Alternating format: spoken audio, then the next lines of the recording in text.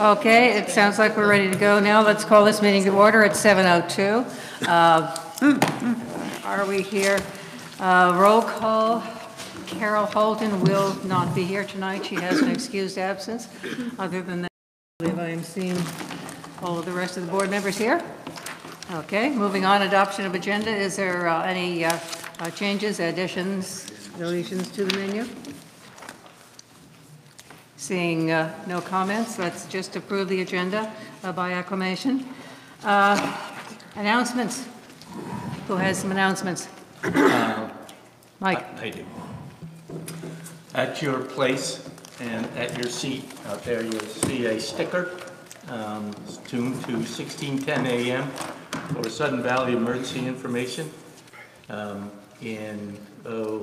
Joe, we think about a month or two, we'll get those signs up out there too. This is going to give you the information on, so start your day with this. When you get in your car and start it up and you're taking your first sip of coffee, just tune to 1610, because I know you're going to tell me you don't have an AM radio in your house, but you do have one in your car. So just for 5 minutes, listen to it, because it's going to give you any of the road conditions, if there's problems, if everything is clean. It's going to give you emergency information if, in fact, we have an emergency. So start your day every day with this. The more you do it, the more ingrained it'll be on you, the better we will be as a community. Okay? Thank you. I have a question. Yes.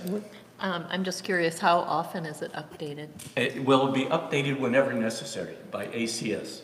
Okay, but when you say let's turn it on every morning. Well, all right, let's say this morning we've had snow. So 2 roads are shut down because of the snow. Tomorrow morning the roads are clean, so they will say, all right, those 2 roads are now clean, you can travel on those roads. So whenever it's necessary, if it's 4th of July through the 10th of July, it might be the same depending on what's going on. Okay. Other announcements? Here.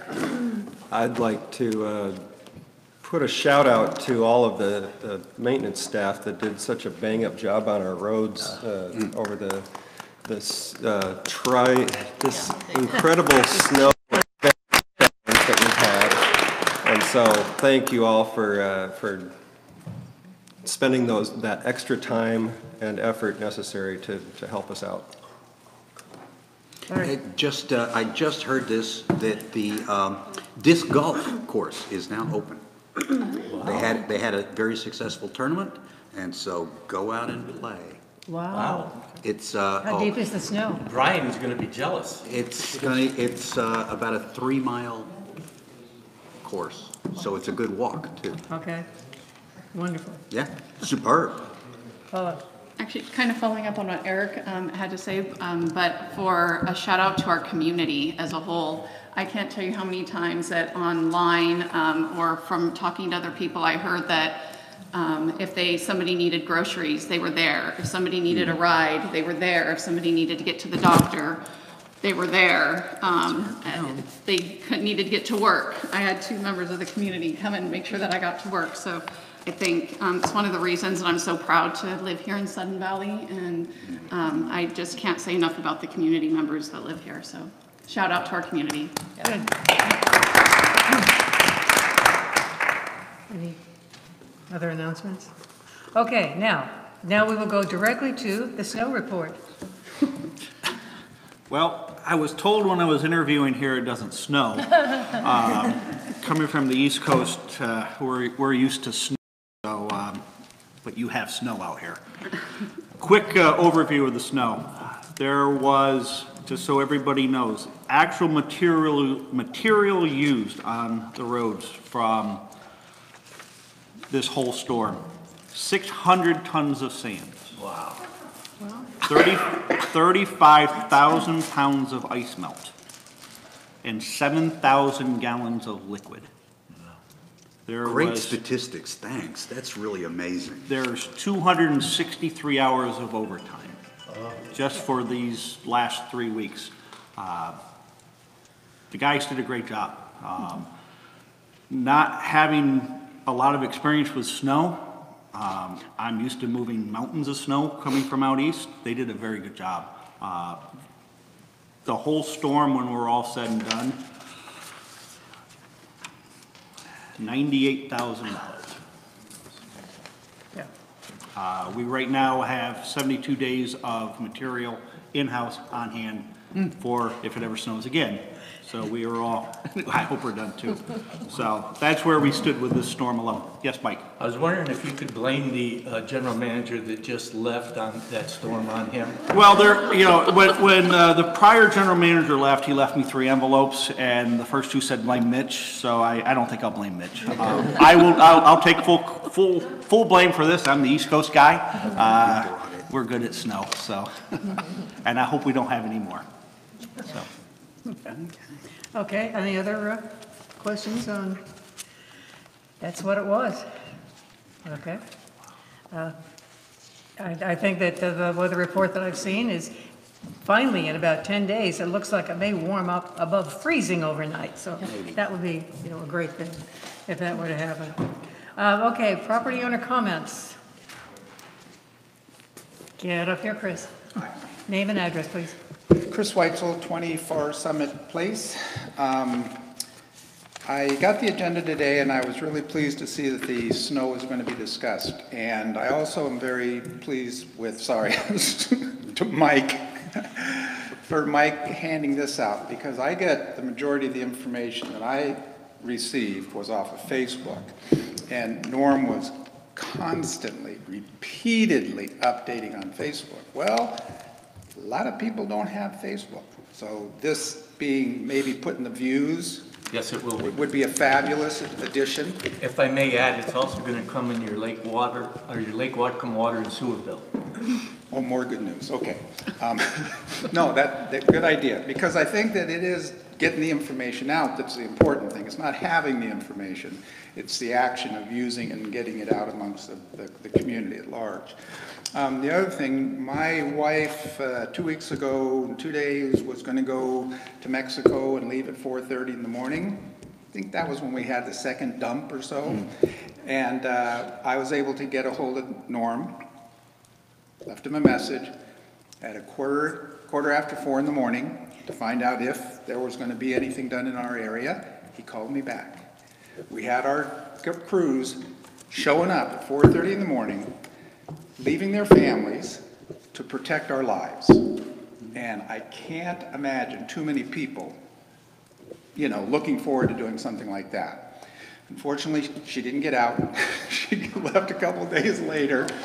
But the communication was remarkable. It wasn't just a, you know, back burner thing, don't worry about it. And the reason I was calling was the night before, one of our trucks one of the plows got stuck on North Point Drive. It was that bad, and they still came out and took care of the roads to the best of their ability. The agenda, I did mention this at a different time. I don't want to belabor the point. Thank you very much. Thank you. Thank you. Russ Harlan, 5 Topside Court. First, I'd like to say it was a pretty dirty trick of the previous general manager to Didi Mao off to Hawaii and then order snow to have dumped on the new general manager. I think that was just a horrible trick to pull on the new guy. But anyway, I'd like to thank the time, and Joe did a real good job of quickly summarizing it, and the expenses of trying to maintain the roads here during the snowstorms.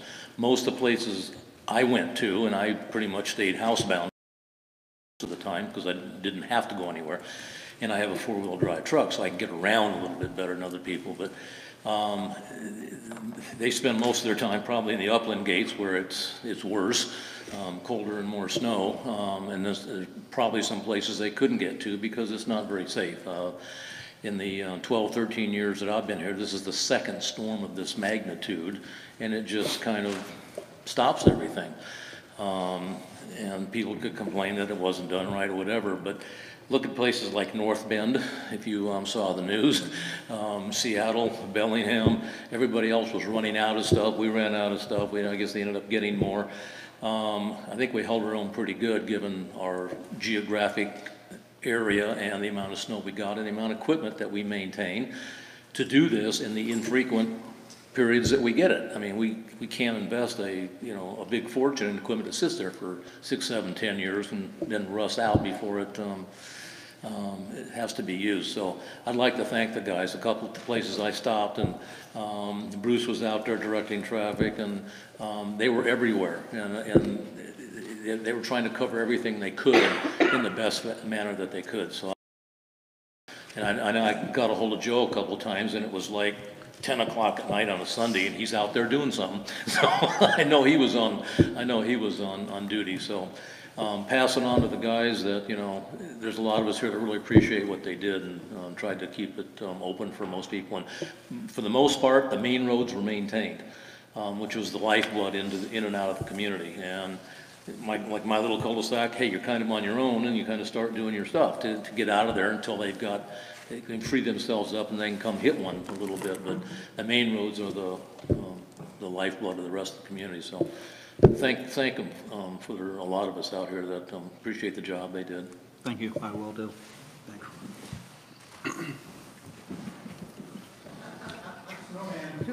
Name and address, please. I don't know if we've ever met before. My name is Mitch Waterman. I'm the former general manager who's being blamed for the snow event. The good feeling that you would get when you've laid out a plan for how to respond to an event, and then you take the manager that made that plan and remove them, and then the plan is left to be implemented by the staff, is a sign of how well the training and the planning was performed. I was out of the state. I was in Maui, it's true. And I followed it. And I was ultimately extremely pleased by how I could see our staff, the choreography by which they ordered their material, they replenished their material, they performed their work. Joe, we spoke. He was constantly out and about and working with the neighbors, the community. The staff did their job in a phenomenal fashion. I am extremely proud of how hard our staff performed and how well they performed in this massive snow event. It's important. Plows are not 24 feet wide. They are not wide enough to plow an entire road. So we have 40 miles of roads, and when one of these snow trucks plows, and we don't scrape the ice, we plow snow. It takes 2 passes going up and coming back to do an entire road. So it's actually 80 miles of roads that they have to work on. The snow kept coming down, they kept plowing the roads. Not bringing in temporary employees, which I understand a lot of our members wanted the association to do, was the correct approach. We would turn a $100,000 truck that's fully outfitted, almost 2 tons of truck, driving down some pretty treacherous roads in the dark, spraying material, plowing the roads, trying to stay on the roads and perform the job is not something you bring in a temp employee to do. And although there were demands to bring in more staff, the general manager, who is here now, did not do that, and it was the correct approach, and they did the right thing for the association. It appears that they did an outstanding job. I'm very proud, and I think all members of the association should be extremely proud of the job that they did. Thank you.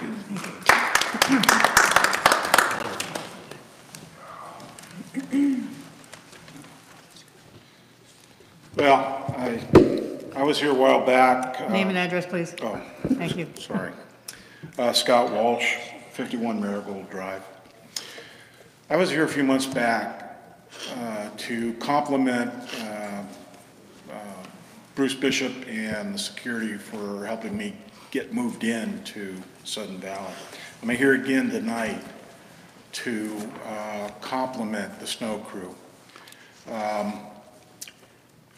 We're new, we don't know much about snow, and We had a great time. My wife made snow angels, and we had a blast, although I understand it's probably the second worst storm you've had in the last 10 years or so, 10, 15 years. But watching, I actually went out and I watched the trucks go up and down the streets and everything, and I went almost every day. And I did it for a couple of reasons. I joined the Long Range Planning Committee, and I'm involved in the subcommittee for public safety. And I kind of reviewed some of the social media, and I wanted to see for myself what some of them were talking about. And it seemed to me every day the roads were getting better. You know, I mean, it's not something that you can just knock out of the park in one get-go. It was a pretty significant storm from what we're understanding. So I just wanted to come tonight and again share what these gentlemen have shared, that really a great crew. They work their hearts out to make the roads as best as they could be. And some of these roads, quite frankly, are built like a stairway to heaven. I mean, they're so high. So a shout out for the crew and a shout out for the Amateur Radio Club. I think this is a great idea to have these. I turn to it every morning. I turn it on. I do have an AM radio at home, right? And I listened every morning, and it was a loop system, but every morning it seemed to be up to date. And I don't have any idea what time the guy got up to give his radio report, but it was darn early because I get up early. And so I think it's a great idea. And while I was driving around all the gates, that radio station never seemed to black out. I thought an amateur radio station, you know, would be weak in some areas, but most of the areas that I drove in, and I drove hill and dale, you could hear the radio station. So I support Mike D'Angelo's comments about using this as a resource and a source of information, because they really do try to get everything up to date for everybody. So again, thank you very much. Thank you. Thank you. Since we've heard from probably everybody in the audience, you okay? Uh-oh. Return. Very briefly. Very briefly, Russ Harlan again. Joe, were there any injuries or accidents in any of this? No. That's very good, considering the roads and stuff we've got. As far as our staff or? Yeah. No, our staff, no injuries. A few mechanical breakdowns, but when you're running equipment, you expect that. That's going to happen. Yeah, no injuries or no downtime. Very good, very good. Okay, board comments? Okay, I've got a couple of comments. First of all, I have been informed over the last couple of months that there is a troll out there who has been sending emails to board asking for them, it's supposed to be from me, asking them to send funds to them, I mean to buy credit cards and give it to them, et cetera, et cetera. You didn't get that? I would not do that, all right? This is nothing that's coming from me. And all you have to do is to check the address on it, because they have to say, I think, transition from one general manager to another. One step out and one step in. It's been a little ugly sometimes. And then finally, just a comment about, one of the directors did get in touch with a congressman, representative, and asked for support for a measure that he's putting out there. As a community member, she has absolutely every right to do this. And my only concern is that this information was also posted in the Views, but it was signed as a Sudden Valley Board member. There were some others of us who also put our opinions out there, but we did not say that we were board members. We just, put our opinions out there. And I just wanted to make clear to everybody, the board has not taken any stance. We have not made any vote concerning support or disapproval for the new state law concerning our dues. And anything that you see out there then from anybody is just their opinion. It's not the board's position. Okay. Other comments? Sarah? Yeah. The person Leslie was talking about is myself. I put an article in the Views concerning a House bill and signed it Sarah, and then also signed it Board of Directors member. So I want to give a little bit of detail to what she's saying. First of all, the page, there's 2 articles on the page that my article was included on that clearly say opinion on them. The whole page is titled opinion, so it's very clear from that standpoint.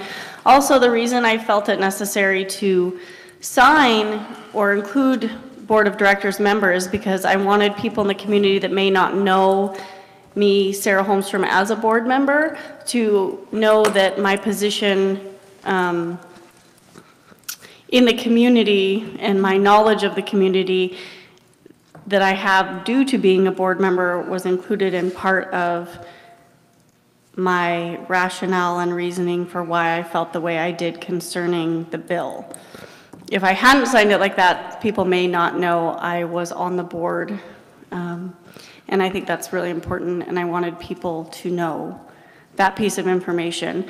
Again, there was nothing in my article that said or even alluded to the fact that this was a full board decision. And also, as Leslie noted, there was other board members that wrote articles, or I'm not sure if they were articles or letters to the editor. Yeah, letters to the editor with their opinions, and they didn't sign those as board members. But because of that, if someone's watching the looking at what board members are saying, there were disagreeing views there. So they would see there's not a board consensus on that idea.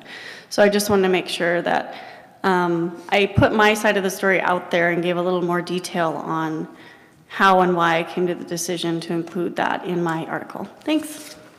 Okay. Other board comments? Okay, moving on to the consent agenda. We have minutes for the January 24th board meeting, which was the last meeting we were able to have. And they have been reviewed by the board. Would anybody like to Move to approve. Second. Without objection then? Oh, is there a comment? Second. Oh, yeah, okay. Without, let's just approve them by acclamation. Okay. Report. Good evening. Just a few things. Going forward for 2020, for the Finance Committee and the Board for the budget, tentatively right now we have set June 5th, June 6th to sit down with all the managers and the Finance Committee to go through the budget for 2020, and then we will present it to the Board on June 13th with the managers all in place. They will be here as well.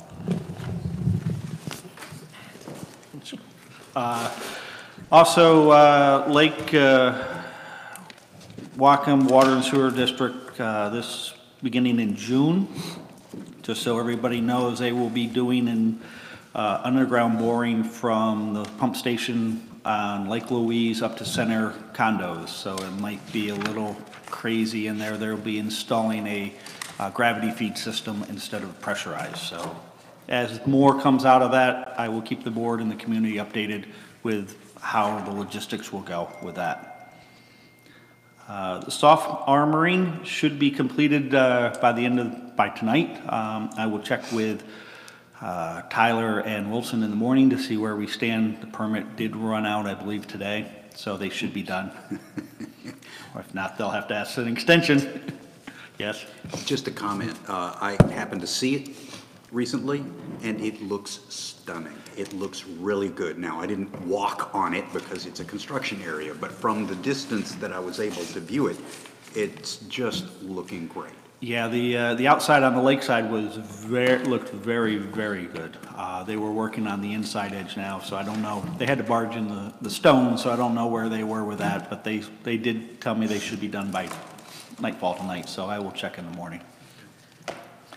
Also, Sudden Valley has accepted 2 offers on the lots that were put out for sale, 9 Loganberry and 69 Louise Drive. These properties were brokered by RE/MAX, and they were directed by you guys, the Board of Directors. So we have accepted 2 offers pending final sale. We also have scheduled the contractors meeting, which we have done last year. So we will continue with that. It will be the Sewer and Water District as well, and that is set for the 5th of April. Town Square will be on track for April 1st. So we are getting everything up to speed with that and have that ready to go for the community. One question about the town square. If you already are doing automatic payments, I mean, you don't have to change anything because of this? That's correct. If you're already on ACH or you have your bank sending us the funds, so you've there's nothing that you need to change. It's going to give you the ability to look at your account online. So everyone who has an email address with Sudden Valley will get an email to let them know that it's available. It gives you your account information and lets you log on and link all of your multiple accounts together so you can view them all in one place. And if you choose to sign up for automatic payments through Town Square, you can do that as well. Okay. But if you don't need to, it won't affect automatic payments. If you don't want to make any changes, you don't have to. Right, correct. Okay. But you could just view your account information too. Okay. Okay. A couple things from HR. Our L&I experience has dropped again for the 4th year in a row. This is due to the safety precautions in maintenance and turf care. We did do a luncheon for those guys in January when I first got on board at Tino's. Unemployment rates have dropped due to how the claims are handled. So both of those are pretty big savings to the community over the long haul. And despite the snow.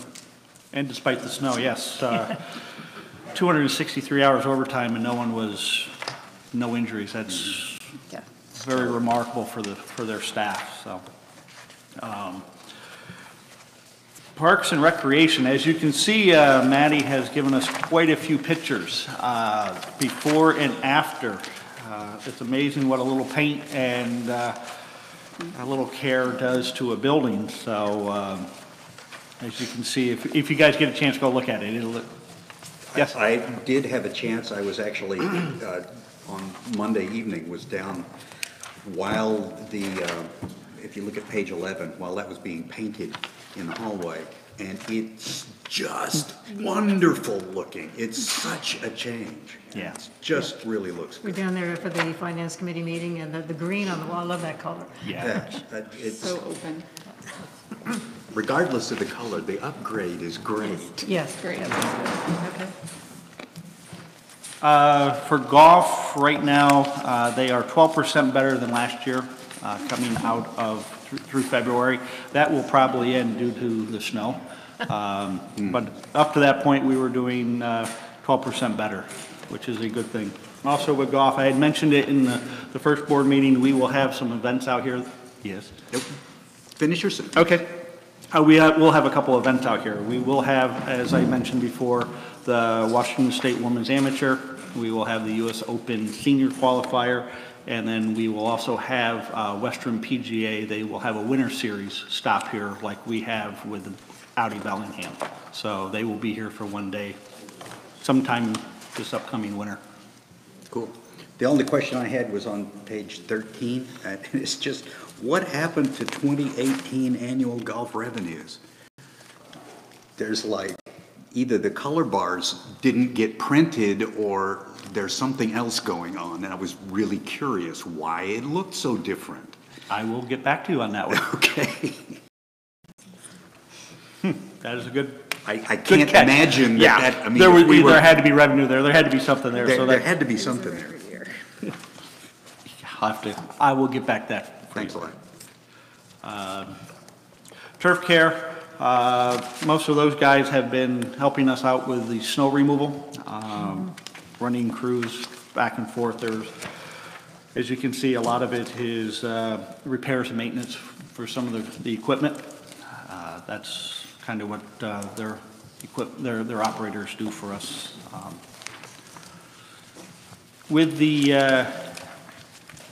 everything going on through the snow, everybody saw the reports and all the updates on Facebook, the radio. That was most of February for us. Someone asked what time Norm got up. It was 3:30 in the morning. I know that for a fact because at 3:31 I get a phone call every morning for 3 weeks.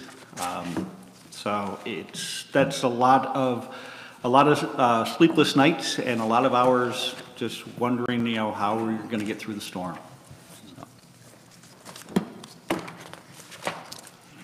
Okay, questions? Any other questions? I had two. Okay. And they were both just wondering how they compared to historical. And one of them was under HR administration, page 5, it said 47 new members. Is that pretty normal for January, February, or that seems like it's a lot higher than normal? Is that correct? It is higher than normal. Okay. From what we do report and track new homeowners every week. Okay. And it is high. There's been about 350 new homeowners the last 2 years running, though this January and February does seem a little higher. I could get back to you with the exact statistics, but It a just little seemed, higher. I don't need an exact number. And then, and I don't know if we've tracked this, but with 600 tons of sand, 35,000 of ice melt, and 7,000 gallons of liquid used, and 263 hours of overtime. Do we know if this is our second really large in about the last decade. Do we know what we've used in the past? Because it seems like that's a heck of a lot. Have we ever tracked that before? I don't remember ever hearing these numbers before. We do have some figures from 16. Sand and de-icer was 20,675. The breakdown for that, I don't know how many actual units that was. I was just curious with this because it was a big storm and I wanted to know how much sand and salt, and so that going forward, if we go through this again, we can kind of start to forecast where a storm is going to cost. Right. And labor and material, so we can start looking ahead. And that's kind of why a lot of what I heard was I kept hearing this is like the best storm response we've seen, and this was way better than the last big storm, and what's the incremental cost associated with that when we, as we get better at that, how much does that impact our costs and overtime? And that was why when I asked Jennifer and Jacob and Bruce for the breakdown, so that we have a good idea and good handle of what this actually cost us, material-wise and time-wise. So that, again, if this happens, we can start factoring in what it's going to cost us. That's great information. Thank you for that. Real quick comment. One thing that Jacob did make clear was that one of the reasons that we went through so much sand and liquid was because we had a much higher operability ratio, or we just had a lot fewer breakdowns than we have in the past. Other questions? I'll just add on to what you said.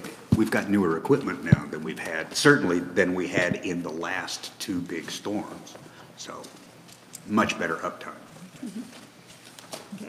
I have a quick observation that speaks well to our community, I think.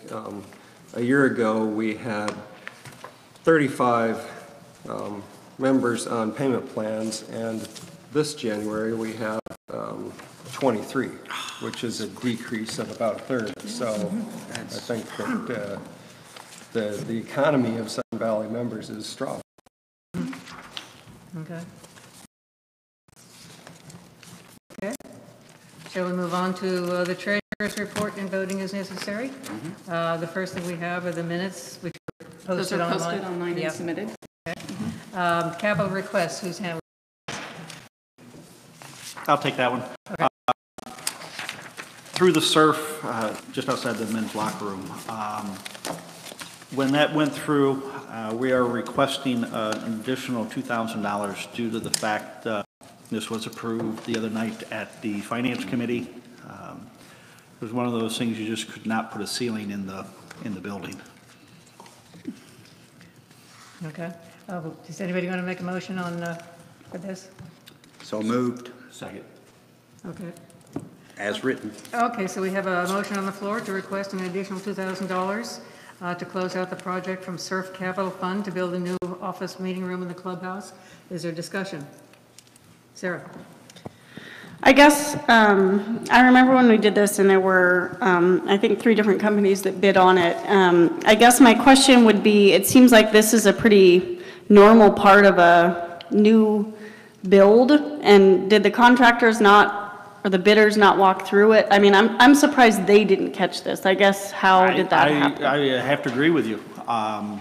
Unfortunately, this was done before I was on board, and I get to deal with trying to figure out how we get $2,000 more. But I would have to take a guess for that one. Blame the old guy, that's what I say. Okay, so any other comments? Question from? Call the question? Okay, without objection, all those in favor? 2, 3, 5, 6. Yes? 5 in favor? Right, Yeah. in favor? Yep. Yeah, okay. 6 in favor. Are those opposed? 1 opposed. The motion passes. Okay, moving on to the financial reports for January 2019. Jennifer, are you on for that? So for January 2019, we came out ahead in almost $11,000, and that's on page 21. And the majority of that, $15,143, is due to golf. We are behind, and that's for annual golf revenue. We are behind in our collections rate, 88.4% for January, but pretty typical of January. Prior Januaries, we've had 89%, we've had 87% and 81%. So it seems like it's not indicative of anything. We'll know more come February. But we are budgeted at 91% collections for the year. Our salaries and benefits are over budget for January. Mostly that has to do with our year-end accrual. There's an adjustment for budget for year-end accrual to ensure that our managers can know how much additional money they can expect in December to be billed due to accruing the last week of December into December's payroll for GAAP purposes. So it makes January salaries and benefits look a little askew. I think the takeaway is that for the year, we should be about $15,000 to $20,000 over in salaries, not including the overtime for the snowstorm. And then we're also over in our contracted and professional services for January, and that's because we have 2 employees that are contracted through Express. They're temp to hire, so they'll become employee. One just became an employee at the very end of January, and another here the next month or so, and the next. So those are the real highlights in January. Down at the very bottom, you see that we have our AR accrual prior year accrue 90 days of debt, that we have to recognize the revenue for anything up to 90 days that we haven't collected. But for our purposes internally, we always write off 100% of accounts receivable because we want to know how much cash we got. So at the end of the year, I just have to post this adjustment for GAAP, and it reverses on the first of the year. That's below the line. The second is this vacation liability, and that's actually going to go away. We had a discussion at finance, and we'll be carrying that as a liability on our books. And so you'll see a different line. It'll just say vacation liability. It'll be positive or negative, but our new auditors have pointed out that according to GAAP, we should accrue how much vacation we owe people. So if everyone quit tomorrow, at the end of the year, we would have owed them $33,000. Everyone didn't quit tomorrow, but I mean, that's it's a GAAP rule. So we'll need to put that liability on the books, and you'll see that adjustment go up and down throughout the year. Pages 22 and 23 are by department, but I don't think there are any other real highlights there besides what I covered. Are there any questions? The available at the next finance and board meeting for 2018, and so and then also February's financial statements will be available in March as well. Questions for Jennifer? Okay. Here's one. Usually, we have a statement that goes through the different funds, SURF and mailbox and density reduction. Where is that one? So I only presented the income statement because the December's financial statements aren't closed, and so those are all rollover balances from December 2018. So I haven't presented them here for January. They'll be presented next month. Anything else? Okay, moving on to Town Square update. This, I see the sheet that was posted here, just kind of describing it. Is there anything else you want to add to that? That's going to go in the newspaper. If you haven't given your email address to accounting, please provide it. We were able to get the email addresses that were given to the rec center for people who signed up there and put those into C3. Gil in accounts receivable has spent a lot of time this last week updating email addresses across all of our accounts in C3. So, just email AR@Sudden Valley and we'll make sure we've got your email in there. So does that include, if we're already getting e-blasts as well, you're going to be able to pull that information over? So the e-blast information, we may or may not. It depends on if people added their name. So that's in a separate system. So if you've given your email for the e-blast, we may or may not have it in. Comments? Okay, moving on to, who's on? Okay. I'll do some of it. As I mentioned, we will be sitting down with them over the next few weeks, say labor to us, and then we will present that to the Finance Committee on the 5th and 6th. The managers was one of the things that was brought up during the interview process. That's kind of the process that I have been used to. At the end of the day, it's the managers a shot and see how the managers can do. Here for the board themselves, so we should be aware of, when we're needing input into the process.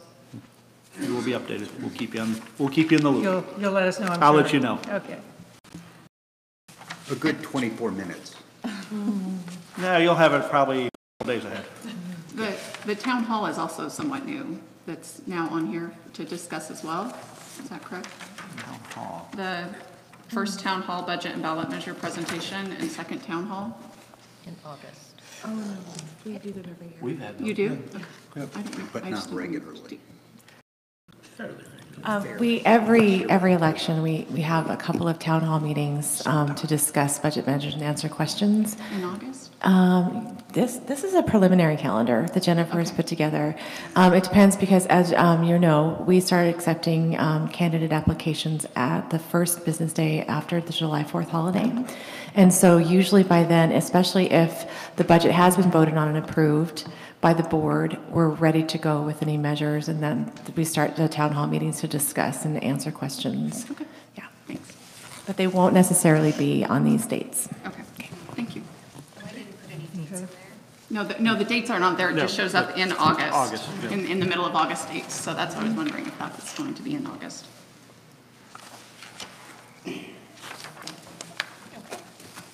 In here about all the changes that went into the 2019 reserve study, and these changes have been previously discussed at both the finance and the board in August and September of last year, as well as mailed out in our AGM measures booklet. And so I just included a copy of what on page 26 of what was in the AGM measures booklet, and then what we had handed out to the board and finance committee on page 27 for a little bit of historical knowledge. The new RCW requires that our reserve study include all assets that are greater than 1% of the budget. And if those assets are not included, then we have to state why. And so we are now updating our reserve study to ensure that it is as inclusive as possible. Now, just as a caveat, that doesn't mean that this work has been scheduled. It just means that it's in the reserve study, so that way we can try to plan and budget or determine what we're going to fund and not fund. So the Finance Committee asked for a very detailed list of what all those changes to the reserve study were. And so I've just printed that list here for the board as well on pages 28, 29, 30, and 31. And so we go through, and in the columns E through P, We have all the information as it's been updated for the 2019 reserve study, whatever is in blue, those are the updates that were provided. And then in columns R through U are what the reserve study was in 2018 and then what that difference is. Now, this is the first draft that I sent over to the reserve consultants. After today's meeting, there were a couple other minor changes, such as what year something should be funded after taking another look at it, or a minor change in cost. And so we'll get our final reserve study back here probably at the end of next week. Overall, the biggest changes were to add an interior renovation to the clubhouse, and then we take all those assets that are related to the clubhouse interior and you push them out because you would have done a new interior building. And then additionally to do a new barn building related assets and also push them out. It should be noted that oftentimes the costs in the reserve study are much lower than the actual cost. I think that the best example of that we have on here is the replacing of the pool. The reserve study on line 41, page 28, stated that the main pool deck repair would only be $108,650. That's in column U. But the actual cost of the main pool deck repair was $339,714. That's a delta of $231,000. That's a huge delta. And so our reserve study also states in multiple places that this is an estimate of the cost and that an engineer should be contacted to do a study to get you an actual cost estimate. Example is also with the $2,500, and it was actually $206,845, another 104 aspect of the comparison between what we have been thinking something might cost and what it is in fact more likely to cost. The Finance Committee be looking at out of this of new added things, in fact, out of the entire list, how many things should engineering estimate and how the heck much is that going to cost? Well, I think that the answer is that every year when you do the reserve study and the managers and the top of the list, those are the items that you start bidding and looking at what the actual, how much is a main pool deck really going to cost? We didn't know till we actually went out and bid the work. It's not free to bid the work. That looks like at a 5,000 foot level. It's not even free to get to what that looks like at a 30,000 foot level, as we found out with revitalization and getting our plan there a couple years ago. And so I think that the granularity decided to fund the item and to go forward and pursue those expenses. I don't know if it's worth it prior to that. Just a follow-up question. Why would it not be worth it? For instance, would it not have been a little bit more comfortable for the community, regardless, for a triple cost on a deck and a double cost on whatever that other item was? I mean, you know, it's like 400. Suppose that's at the determination of the board if they want to spend $10,000, $20,000, or $30,000 to go and get design. Okay, the first one on line 16, Barn 8 building. So 5.8 million, I guess my first question is, where did that number come from and who gave it a timeline of 2020? So that's from Wilson Engineering. So Wilson Engineering did 30,000 in the process of revitalization. All that information was presented to the community. Wilson Engineering came out and presented it, as well as being published to the board. I believe that was in September 2017. So I guess my issue with it is Barn 8 came back structurally sound. It was one of our better buildings that came back. So my big concern is it's listed as replacement in 2020 when it came back structurally sound when we just did our revitalization. The clubhouse came back a lot worse with a lot more problems, and that one's listed as 2024 for replacement. So again, I'm not understanding this timeline based on came up. I mean, who said 2020? Who said 2024? Where is that coming from? They're just placeholder dates for right now. There's nothing, they're just placeholder dates. So there's no prioritization to this, even though we've assigned years? No. I guess if we haven't prioritized this and there's been Well, that will be up to the board and long-range planning. We actually can't take a date out. You have to have a date in there in Okay. order for it to fund in the reserve study to be compliant with the new RCW. So I guess if we're moved up to the beginning, but then I'm also trying to understand, so on the right, very right column where we have 2018 reserve study, the pieces of Barn 8 are below that. How come they're not subtractions in this column? You're still going to need a building exterior envelope restoration. And in 40 years, you're still going to need an electrical system repair or a fire system repair. You're not going to need those items to be done in 2020, well, it's supposed to be done in 2012, or 2022, or 2022 is going to be done 30 years after whenever the building is replaced. And so those items don't go away, they just get pushed out. So then would Barn 8 be again in 40 years? Or, I mean, how would that continue on in the study? Well, theoretically, if the barn was maintained for the next 40 years, you wouldn't need to replace the whole building. You would just do the work to maintain the building that you have. Unfortunately, that hasn't been done. So the building themselves is a one. As you keep the structures structurally sound, your components are going to fail and they have to be replaced at some. You had mentioned that the end of this week, potentially we'd be getting back, or next week, that we'd be getting back the reserves. I mean, you said well, there has to be a date in there. So we now have something. It's a placeholder date, as Joe said. It's just a placeholder. We have to have it in there so they can be looked at being funded down. I could put 2040, I could put 2050 in it. There's no set year, it's just we need a placeholder for the reserve study. I'm still really unclear who decided these dates.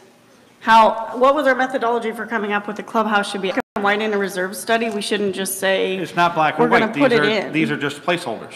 It's not a play. Could have done this in a way that made sense and supported the past work that we've had done as far as dates. I mean, okay, so let's say that there's going to be immediately a rush of worry because suddenly there's this almost $6 million expense coming up 2019. I mean, that's next year. So I'm really concerned that we would just do that and put together a reserve study when there's been no discussion. The dates were by Wilson Engineering.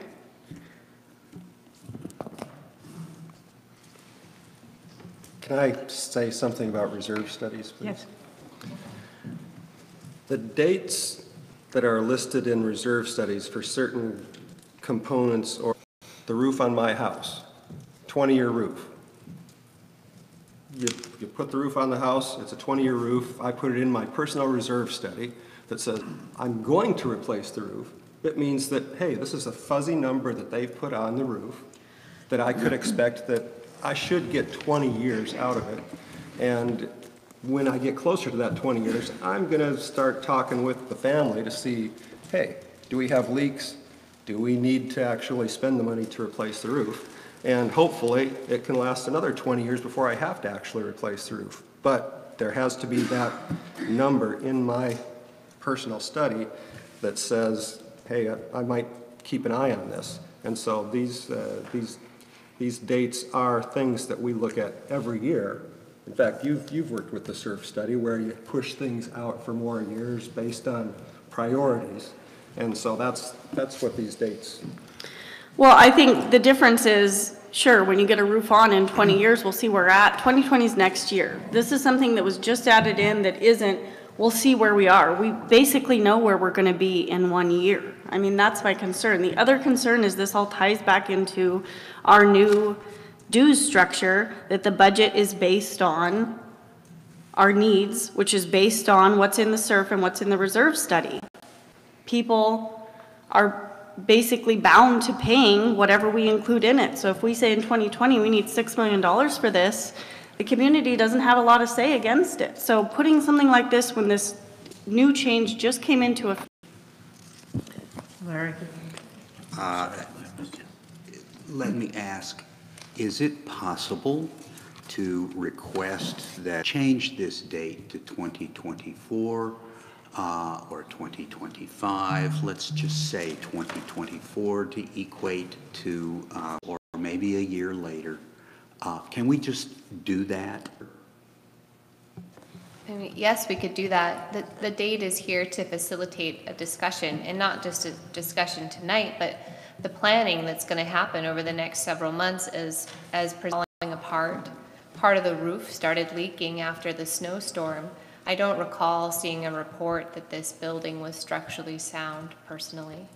Why there is a date in here, because we should as a community see if building a new community center is something that the community wants to invest in. And if it is something that the community wants to invest in, then we should look at how 2021 is the right year, or 2022 or 2023. You know, that's as yet to be determined, but as Eric pointed out, it is here as a discussion point to facilitate what that would. I believe that this building is going to need to be replaced, and the when of it is what we as a community need to decide.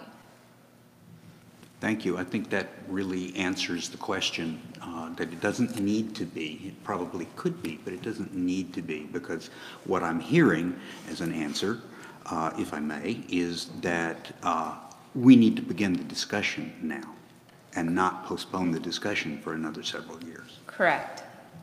Thank you. Yeah, and again, this is something that, this is a starting point for a discussion. This is not the end point. And at the point where community input that's going to be required, the numbers that are on there right now, this was taken from the revitalization project. Maybe at the point where if we decide to build a new rec center, we won't want the same plan. We want to do something different. But we've got to have this kind of as a placeholder to start the discussion. We're not finishing the discussion tonight. We're starting the discussion. Sarah? Sorry,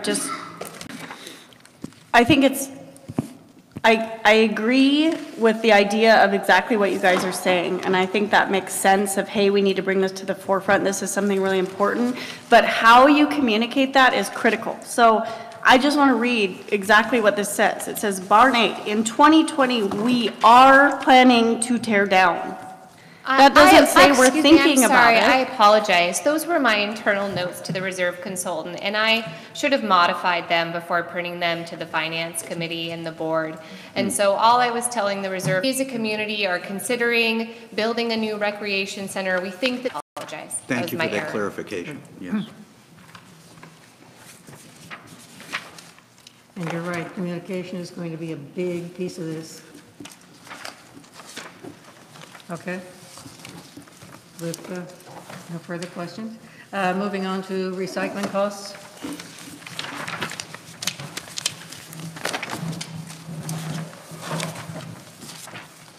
Who's got this one? I'll touch a little bit on this. There was $5,000 addition to the budget for recycling. When we went through and did the analysis, it came in a significant higher amount. I don't know where the original number came from or who came up with it. As we discussed it in the finance committee, what we will be looking at is doing some type of a modified recycling for that $5,000 number. The number is, God, it was 26,796. Yeah, for all the buildings that Sudden Valley has. So where $5,000 came from, I don't know. I couldn't even begin to fathom where that number came from. But what we will do is we will use that $5,000 to do some type of a modified recycling. Go ahead, Larry. Yeah, just a question on this, because Bruce said that he didn't do any further research.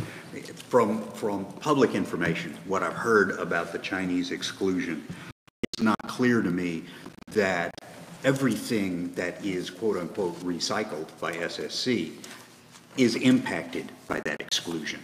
It's not clear that plastic is impacted. It's not clear about aluminum and glass. And I'm wondering if, as a result, if we had a less extensive recycling effort with them if they could reduce the cost a little bit, because what I have heard is that many cities, and I have even heard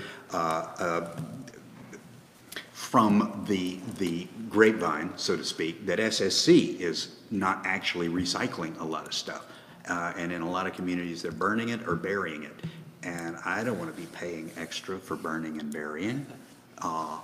But obviously, you can't give me any information now, but I would encourage a conversation to be had with SSC to see if there's some way we can reduce the cost and actually have true recycling instead of paying for them. To put in the garbage dump. Yep. Madam President, wait a minute. I'm sorry. I'm trying to, so this is the recycling that we produce, that like we produce in the office.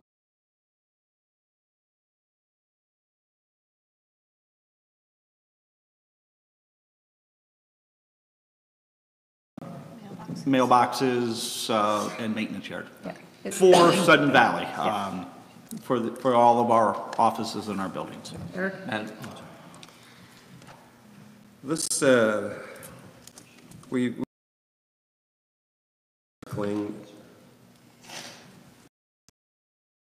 6,796 is an estimate for this year if we continue going forward with the recycling. And so are we being asked to permit that we move forward with this recycling endeavor, or what is this just informing us that, hey, we're doing this and this is how much it's going to cost? No, what it was, it was put in the budget to go ahead and do recycling.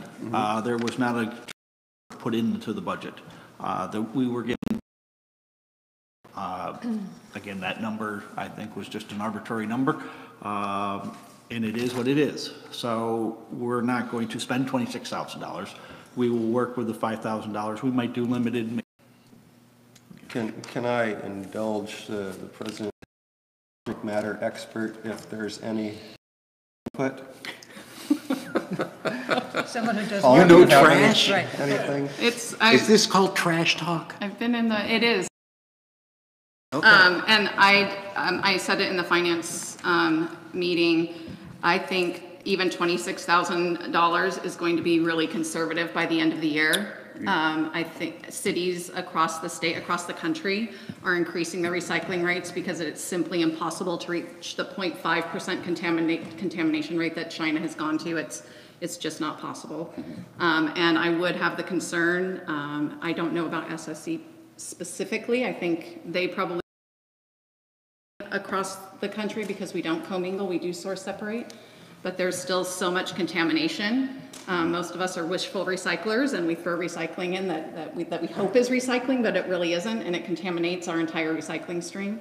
And you just can't send that anymore with the constraints that we have with China's Green Sword regulations. So there is a very good chance, I've heard as high as 90% of recycling is no longer getting recycled and actually going to landfill. I've heard some places are as good as 40 to 50%, but the fact of the matter is right now the vast majority, there is a good amount that we believe is going to recycling that is not, and it seems imprudent to spend $26,000 to feel good about recycling when we just don't know where the state of the market is right now. Yeah. Thank you. Thanks. Yeah, good info, thank you. It's a work in progress. Okay. That's all I have. Okay, that is the end of our treasurer's report. Coming on to committee reports and voting as necessary. For those committees who were able to meet in the last month. Or two. Yeah, starting out with ACC. I've submitted. Coming down to Communication Committee. No meeting. Do you have anybody? Okay, you don't have anybody. There's several committees that are wanting to add new members. And I'm just going to mention, as we go through these committees, when they meet, Communications regular meeting is the third Wednesday at 5:30 for people who are interested in attending those meetings, okay? Coming down to document review. Yes, we had only one informal meeting, and then absences and sicknesses and snow made it difficult to have another. However, in your packet, you'll see page 41. Page 41, yeah. That is the printed version of a PDF of the entire current bylaws that are online. Those bylaws, DRC has, these appear to be the 216 with no impact from 2017 or 2018. That is work that we're going to have to do. But we do know one thing, and that is that Wakaiowa was passed and signed into law last year. And to make sure that new homeowners, real estate agents who and the impact on the bylaws as written of Wakaiowa, the president has acquiesced orally that the current bylaws be modified to look as they appear on what you see on page 41, to how we collect our dues and our assessments, special assessments. So there is a law that has impacted our bylaws. That's the only purpose of this. So I move that in place of the current 2016 on the website is a non-editable file. Sarah? Sorry. Comments about this. One, when the attorney was here after Wakaiowa bylaws, and I guess how I'm understanding what you're saying, Larry, is we're not updating. They didn't have to either remove that statement or change it. Bylaws, what is the real point of doing it? Apply. And it gives them very explicit instructions on what does. President Eric. The laws contrary to the new law were superseded by the new law, bylaw. What that does mean, though, is just like a federal law that superseded satellite dishes. And so a notation had to be made in our Articles of Authority that need to pay attention to. Dish antenna in Sudden Valley, where previously you weren't able to, same type of event. Bylaws. This is simply the law has superseded, and if you want to read the law, go here. Kind of a question for Larry, because it's kind of technical. So you're saying this isn't a change in our bylaw. Like, how are you differentiating the two? The differentiation is very simply what is in the RCWs is what you have to read. That is it's basically a warning sign. It's a traffic warning sign saying, be cautious. These are the words that are in the bylaws. We're not changing those. But state law has changed, and so you'd better go read state law. That's it. Now, if we were going to change the bylaws, we would need a vote of the community. And that's not what this does. It doesn't change the bylaws in any effect, in any way. It merely says, here's a warning sign, be cautious. And here's where to go look. So I guess, how do you designate that as, this isn't, this piece you're seeing in green isn't technically part of the bylaws? How would a reader know that? By the language of it. And also, I visually changed it. The type is different, it's colored.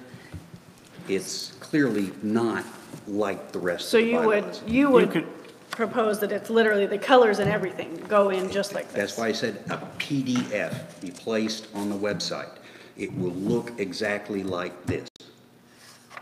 And I had tried to send out an earlier version, and I realized when you translate from one software to another software and you tell that software to do this in a Microsoft Word version, it doesn't work always the way you want it. The PDF is the PDF. This will be what goes on the website pursuant to the motion I just made. Madam President, we have you and Joe. Okay. Could you accomplish the same thing by taking this note and instead of inserting it in the body of the bylaws themselves, put it at the end as note so-and-so? And that way, people would not be confused that we are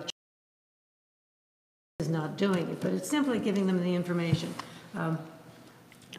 There's not a real problem with that. I think practically putting it at the end is far less notice. If you were going to put it anywhere else, it should be at the very heading, and then make a reference, instead of it saying the above paragraph, it would Please say, note. Please note that paragraph, blah, blah, blah. I mean, there's absolutely no reason not to do that. Okay. That would be requiring That's an. Plan B, all right. Yeah. Madam President, General Manager. Oh, she took my thing, you could footnote it. Just as a footnote, either header. You could, Yeah. but normally footnotes go in the text, just as this is in the text. So if you're going to make it different, to me, the more effective location is up at the front. Right in the beginning. Before people start reading through the document, because Lord knows, people get bored. They don't read this stuff for the most part anyway. This is mostly to cover us and prevent the board from incurring liability because we didn't tell somebody. Madam President, Andrew. Just to follow up on my previous comment, that's why I feel that we may need to just have our legal counsel provide comment for the reason that you just stated. I certainly don't have any objection to that. It just makes this whole thing drag out a little further. I don't want to drag it out, and I hear Sarah's comment about, why can't we just basically post a notice to the community, right, for where you can find this information. And then my concern is, well, if we're trying to avoid any liability on behalf of the association, then I would naturally think that we would counsel if that's the very reason we're doing it. Perfectly rational. Madam President, we have a few more people, but we actually are getting off the motion with some of the conversations. The motion is to post this as it is, as a PDF. It has been seconded. The discussion is going in a direction that is actually I wanted to discuss putting amendments in. the rationale for the motion. Okay. And that is not necessarily to inform members. They're well aware of what's going on for the most part. However, if you look at the website, there is a place to click for realtors, for people who are going to purchase in the community, and they want to be able to see all of the documents that we have here.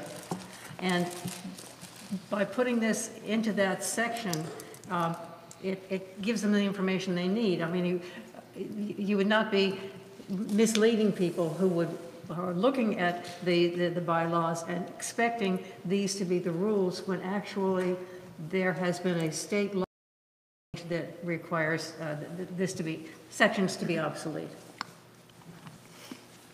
Well stated. Was there? Paula? That's pretty, I mean. Okay, I'm sorry. Yeah, withdraw. Then I think that's it. I'm not positive, though. Andrew? Call the question? Okay. Without objection? All those in favor of these changes? 2, 3, 4, 5. 5 in favor. Those opposed? 1. Abstain? 1. Okay. Motion passes. Thank you. Okay. Who abstained? Andrew? Okay, the Document Review Committee does meet on the second Monday at 6:30. 6:30, downstairs. Those who are interested in meeting, there's quite a few things in the queue. As we have discussed, there are changes that need to be made. Well, there's And a there lot of are- different documents that need to get updated, and would like to start to go through that list of priorities on them. There you go. Okay. All right. I do have some minutes here that have been posted. Actually, it's January the 8th, because I read them online. I know they're there.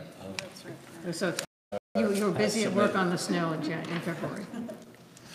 And the Emergency Preparedness Committee does meet on the second Tuesday at 9 o'clock in the morning at the fire station. And I have one committee member.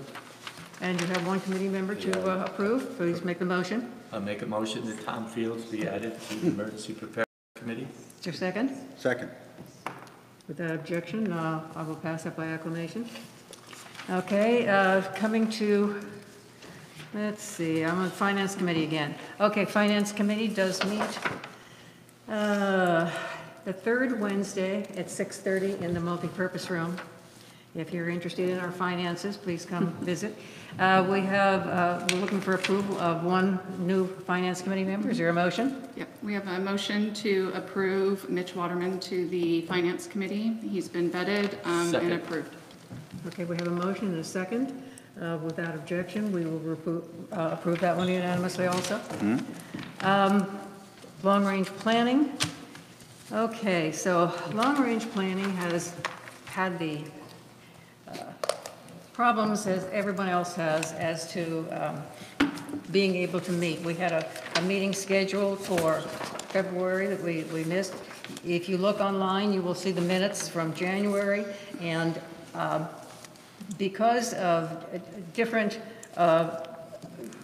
people who are interested in different committees, and after discussing the 6 committees that were originally set up, we did online reapprove the subcommittees for long-range planning. First of all, and this is an email that I did send out to the committee members, the community development group doesn't seem to have much meat to it. The components that are called out, such as fiscal management, safety and security of members, etc., are already contained within the other subcommittees. Therefore, we're asking those who signed up for this subcommittee to choose another group. Finance, Revenue, and Capital Planning subgroup will be chaired by Mitch Waterman as a community member after he's left the G. They've already started some work online. Subcommittee. And then the Parks, Trails, and Recreation, there are a lot of people who have indicated interest in this, and when we finally get together for the first subcommittee, we will choose a chair for that group also.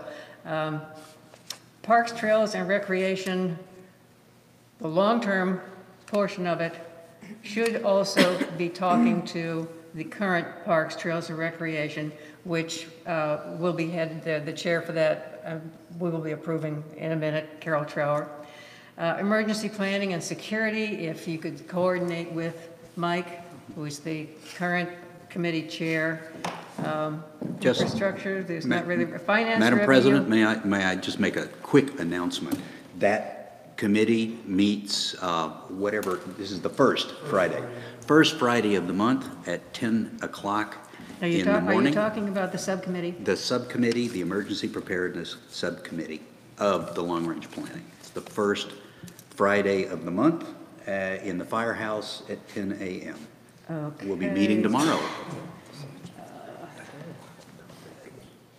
First Friday at 10 a.m., okay. In the firehouse. All right. Okay, I'll make a note of that. Finance, Revenue, and Capital Planning, the long-term group should be working with the current treasurer, who is the head of the Finance Committee, and, communication, okay. What I'm missing here, community, I missed that, okay. The Community Outreach Group, which is headed by Scott Eubank, and will be asked to coordinate with the current Communication Committee.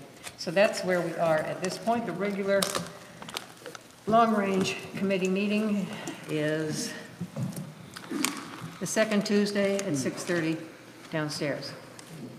Okay.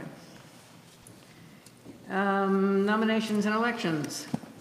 As submitted, and we meet on the fourth Monday at 6:30 of every month at El Agave in the Sunset Room. And I did read through the minutes here. And you look like you've been doing some work on electronic voting? Yes, we are. I'm actually going to be meeting with Lisa to sit down and have a teleconference with three different vendors, Yeah. and hopefully arranging with the vendor that we think has is best suited for us to come out and give a little presentation, hopefully. Yeah, okay. From what you know right now, we did make some changes to the bylaws to accommodate electronic voting. Will there probably be changes required for the entity manual, for the processes for that too? Yeah, and that's something we're working on as well. Yeah, So. okay. Okay. Parks, Trails, and Recreation Committee, which does meet the fourth Monday at 6:30. And we have a couple of different appointments. The committee chair, Karen Borchert has asked to put Carol Trower's name forward as the chair of that committee. Is there a motion to that? So moved. Is there a second? Second. Okay, without any further discussion? That's not what you expected. That's not what was told to We'll me. get to probably what you were expecting in just a minute. Okay, all those in favor? Okay, we have unanimous approval on that one. Approval of 3 committee members. I do have the names of 3. Would you like to Yes. do that? Hale Hanaway, excuse me, Frank Porcella, and Bob Wolven for Parks and Trails. Bob, Wolven. Wolven, W-O-L-V-E-N. thank you. Okay. Is there a second? Second. Okay. Without objection, let's approve those 3 members also. There are 2 board members who were given a responsibility originally to chair this committee. And I think that we need to committee, and Mike, you stepped up, and Andrew, who's on? I believe it's Mike. Okay, Mike, okay. Okay. So. That's a very specific bureaucratic maneuver. Yes. Board representative.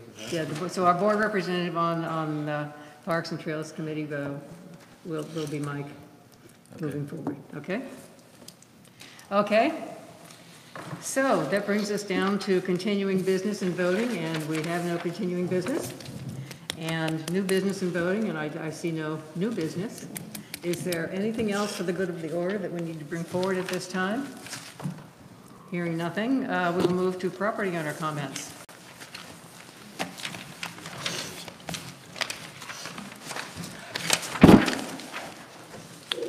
Thank you again.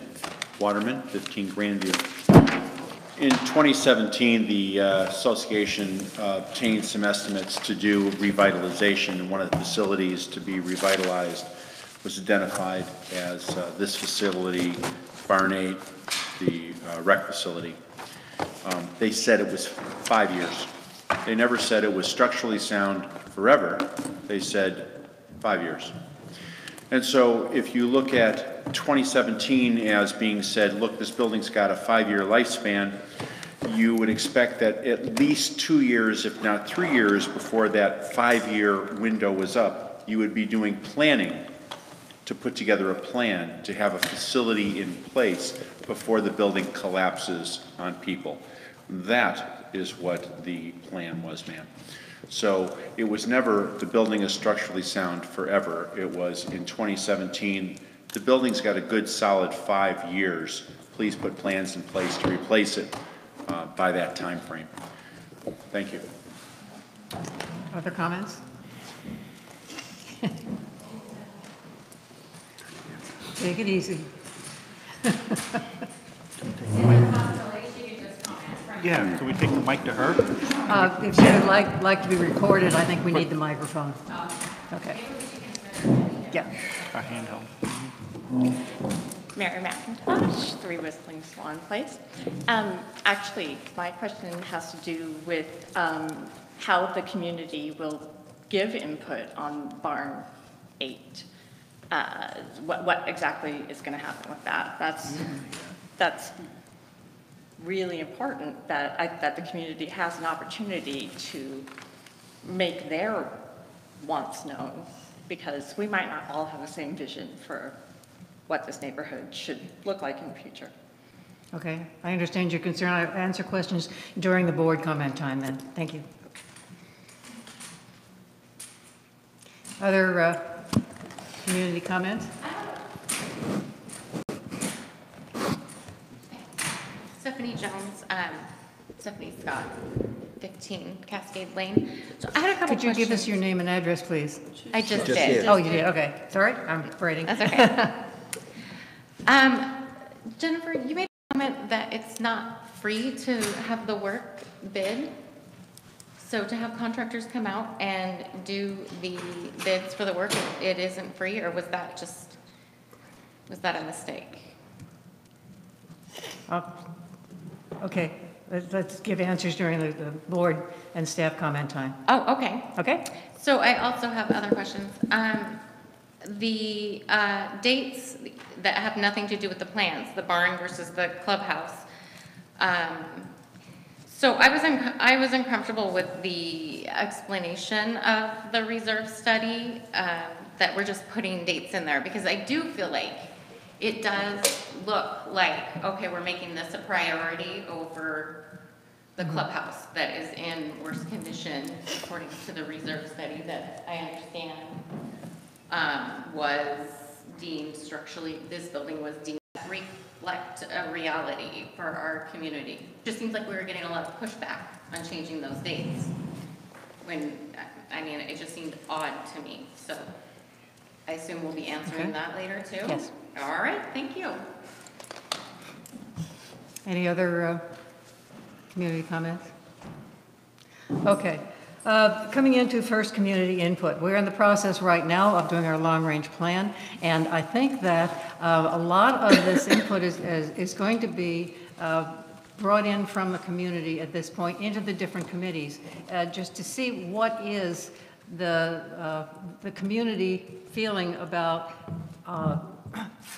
all of the different areas, the finances and the infrastructure and everything else, and input on the different facilities, the barns and nobody mentioned the maintenance building out in Area Z, which is a total disaster. I mean, that's another thing that we need to keep on, the top of our plate.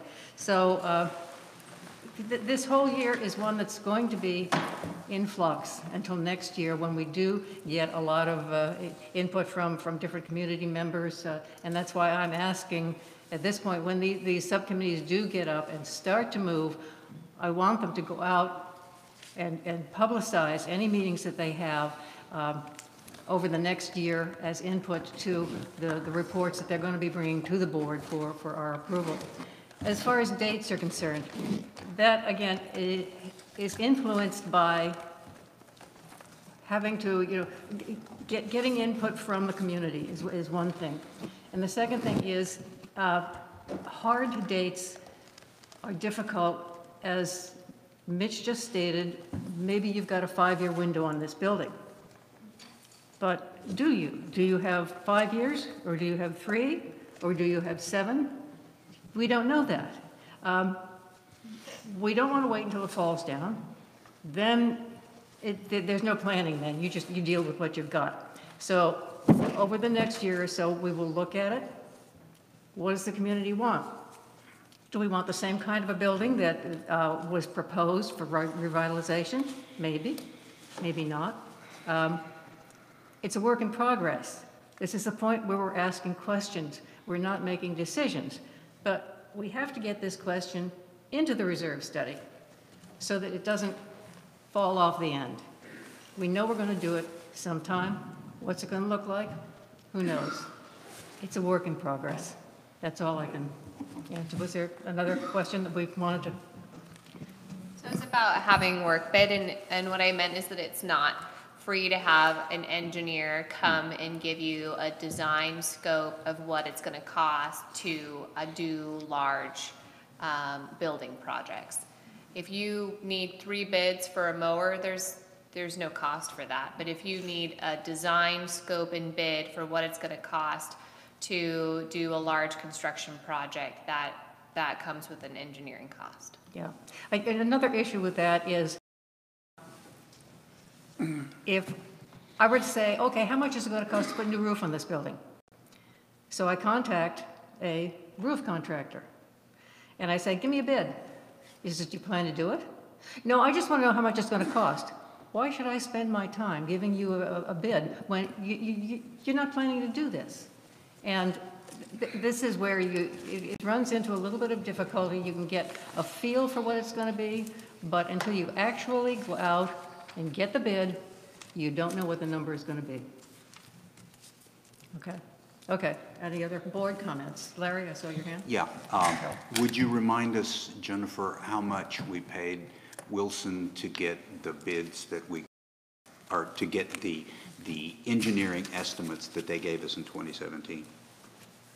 I'm sorry, I don't have that number with me today, but I'm happy to follow up and I'd and appreciate send it. an email out for how much the revitalization study cost. You can correct me if I'm wrong, but my recollection is it was about $50,000. I'm sorry, I don't recall exactly, but I'm happy to follow up and. It was something that was voted on by the community. Paul?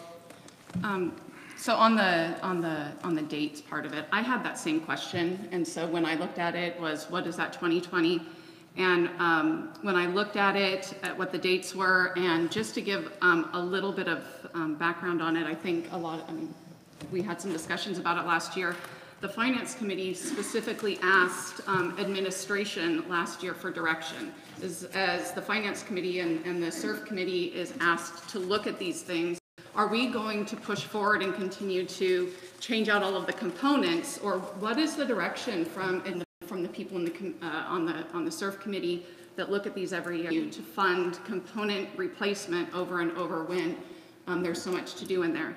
So when I looked at this, and you look at the biggest component of Barn 8 was the exterior envelope restoration, which is actually at this point 7 years overdue. And that's something that we have to be looking at doing because we're already so far overdue. Our SURF looks at that every year, and we have to continue pushing that forward and forward. So to me, just to give you when I looked at it, what made me feel a little bit more comfortable in at least putting it with that date to say, hey, we're actually past due on one of the largest components of this building to talk about. And if we don't put that here, when are we going to talk about it? Because we shouldn't be talking about it when we get down to the smaller components further and further. So I just think that that's a little bit of past that might be important to the discussion is the recommendation from admin, the recommendation from finance to the board, and the discussion at the combined finance board meeting last year was, yeah, we need to start looking at replacement of the building rather than continuously forever putting components in a building that's going to fail within those 5 years. So, little history. Okay. Comments? Okay, I would entertain a motion to adjourn. Motion to adjourn. Okay. Second. Second. All those in favor? Aye. We will adjourn at, what time is it? 8:44. Okay. Very good.